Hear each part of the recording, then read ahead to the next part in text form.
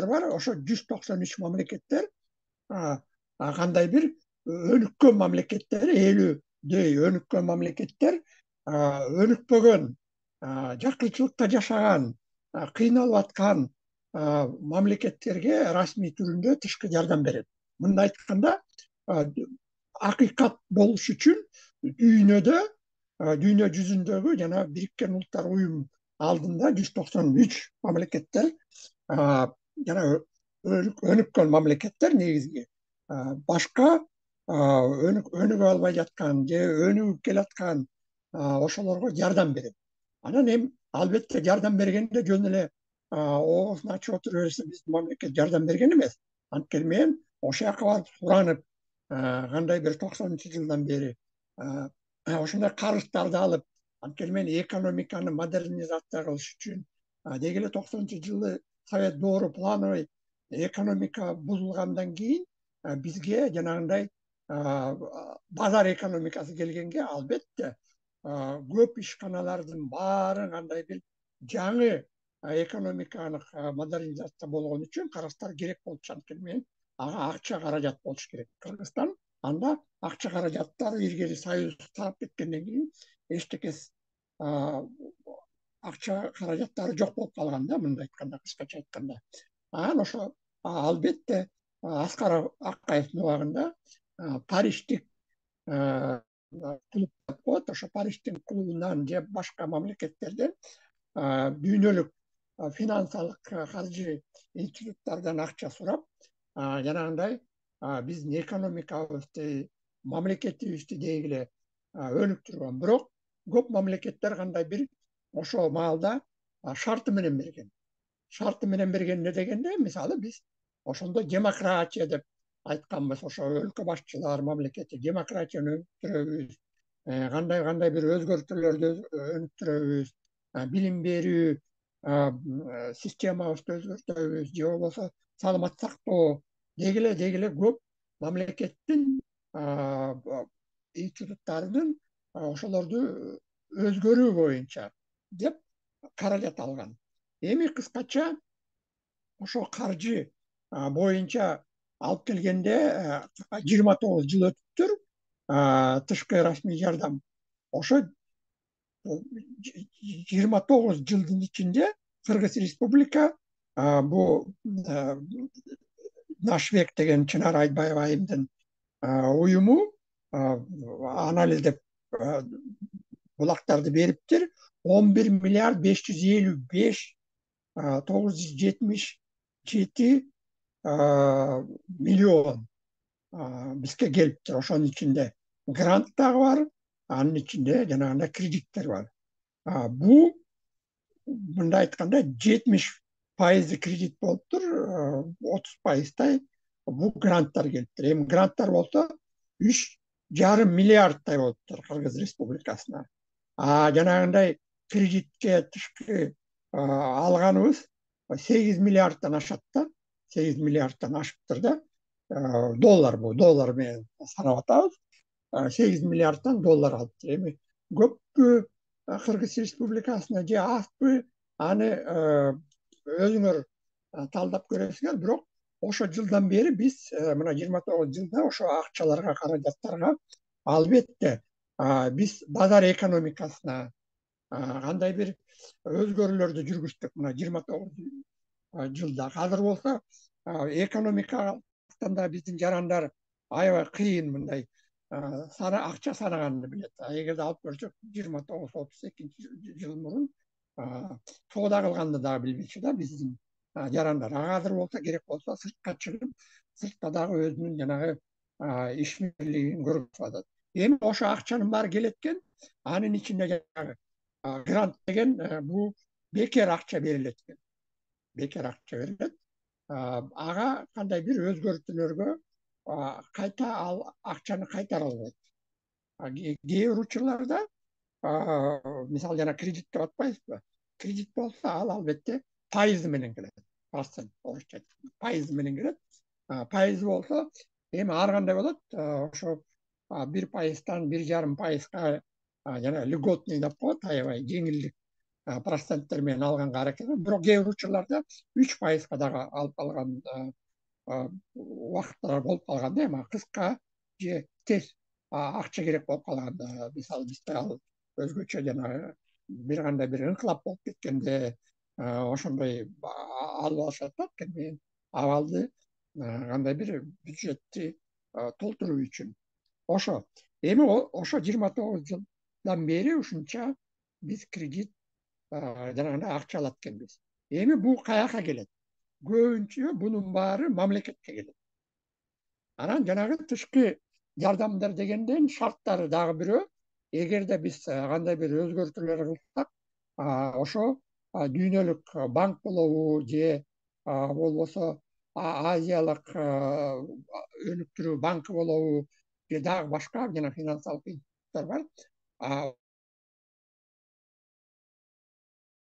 Биз иштерди кылсак, аларды жарандык коом кытчысын деп берет. Кредит дагы ошондой берилет. Жарандык коом ошо акчаны бийликке келип алып, жемкорлук менен уурдап кетпесин деп. Ошого жарандык коомду дагы катыштыргыла деп ошондой шарты менен берет. Анткени мен жана жемкорлук болуп кетпес үчүн деп жарандык коом мына азыр биз ушу өзүбүздүн коалиция боюнча жумуш топтор менен ошону мониторинг өткөрөбүз. Ошону сиздерге мына четинен айтып берип атабыз. Ошо жарандык коом активдүү катышса, анда жана ишеним пайда болот. Эгерде ошо мамлекетте жарандык коом болбосо, бербей дагы коюшат. Жана карыздар. Бул эл аралык жана дүйнөдөгү атайын расмий жактан берилген. Андан тышкары дагы кандай каяктан бир жана карыздар келет? Бул эки мамлекеттин ортосунда. Мисалы Кытай Республикасына же болбосо Орусия мамлекети менен кандай бир карыздарды алат.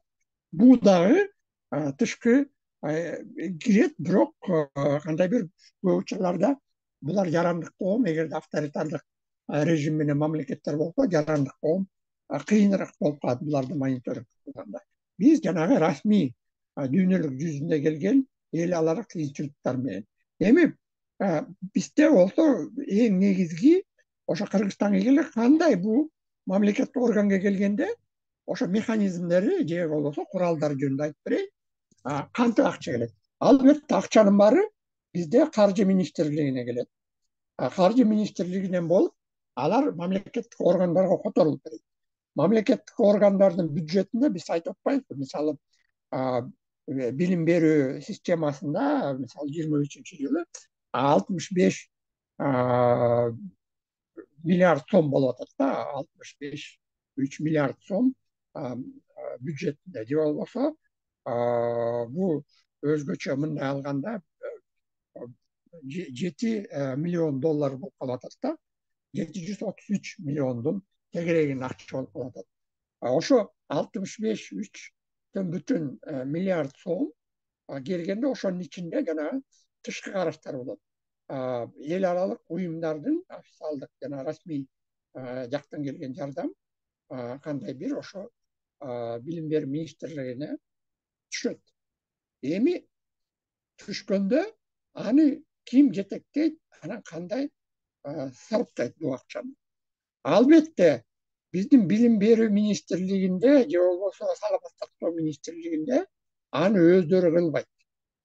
Анткени мен ошонун ичинде ОПР деп коет, отдел реализации проектов деп коет, ошо долбоорлорду ишке ашырган кандай бир башчылыгы болот. Ошо башчылыктары же болбосо бөлүмдөр болот. Ошол жерде тыкыз донор менен, дүйнөлүк банк менен же болбосо жанагы Азия өнүккөн фонд менен байланышат, тыкыз байланыш. Эми ошол жерде иштеген дерди бул ким? Бул чет өлкөлүкпү же Кыргыз Республикасына? Албетте ошондой бөлүмү, ОПР деп айтат, орусча айтканда, же болбосо жардам боюнча ошо тышкы жардамды сарптаган ошо бөлім же кармакчылык болот, ар бир жерде ар кандай айтылат негизи. Алар болсо биздин мамлекетибизге таанымал. Анткени мен ошо билим берүү министри болобу же саламат сактоо министри болобу же айыл чарба министрлиги болобу дегиле башка кайсы жерге ошондой жардам келсе аны сарптап ишке ашыруу боюнча жанагы бөлүмдөрдүн башчысын межведомственный комиссия деп коет. Мамлекеттерди органдардын ошо эле өкмөттүн карамында келип туруп комиссия ошо башчысын дайындайт. Бир кандай бир 5 жылга болобу ушундай өздөрүнүн жылдары бар, ар бир жерде ар кандай болот. Анан ошолор болсо бул баш ийгени кимге баш ийет? Ошо министрге баш ийет, министерствого баш ийет булар. Бул чет өлкөлүк уюмдарга баш ийбейт. Бирок иш алып жүргөндө кандай бир эки жака жанагындай маалымат берип, отчет деп атпайбызбы, маалыматтарды берип турат. Биздин мамлекеттик органдарга дагы ошо менен жана донорлорго же жана финансылык каржы институттарга иштеп берип турат. Эми ошо башчысын киргизгенде ким киргизет? Албетте бул донорлор өздөрүнүн талаптары болот, жанагы институттар, жанагы каржы институттар өздөрүнүн талаптары болот. Албетте ал адистер болуш керек, ошо тармактагы же болбосо англис тилди суудай билиш керек деген ошондой талаптар болот.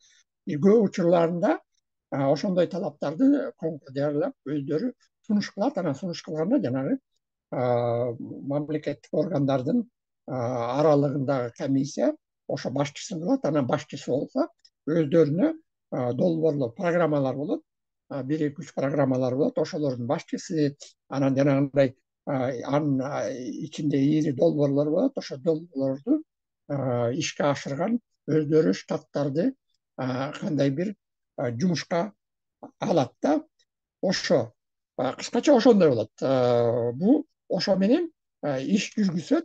Анан жанагы маалыматтарды мамлекеттик органдарга, министрге берип турат. Андан тышкары бул жанагы сырткы каржылап аткан уюм берип турат. Көзөмөлдө, эки жактан көзөмөлдө. Анан үчүнчүсү биз карап аткан, биз мониторинг жүргүзүп атканда үчүнчү жагы жарандык коом менен да карап турат. Кантип сарптап атат ошо акчаларды, кандай саясатты жүргүзүп атат.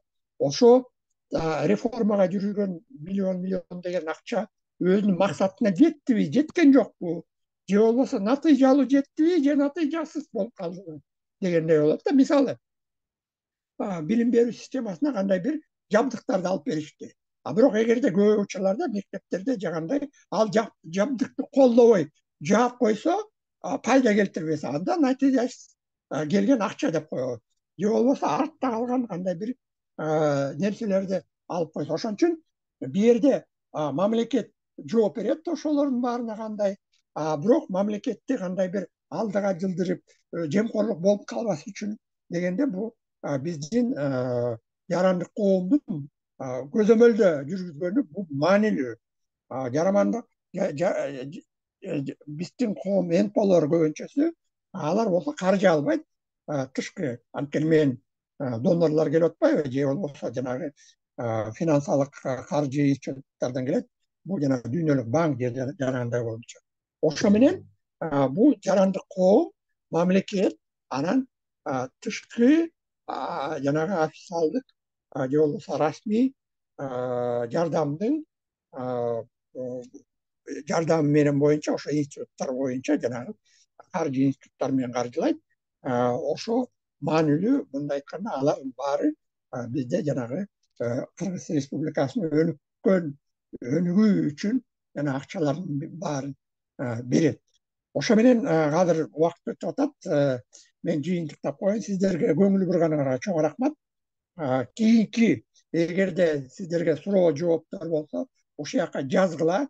Биз эгерде силердин сурооңор менен кандай бир түшүнбөстүк болсо, кийинки эфиримде талкуулап жардам бергенге аракет кылабыз. Бар болуңуз, дайыма биз менен болуңуз.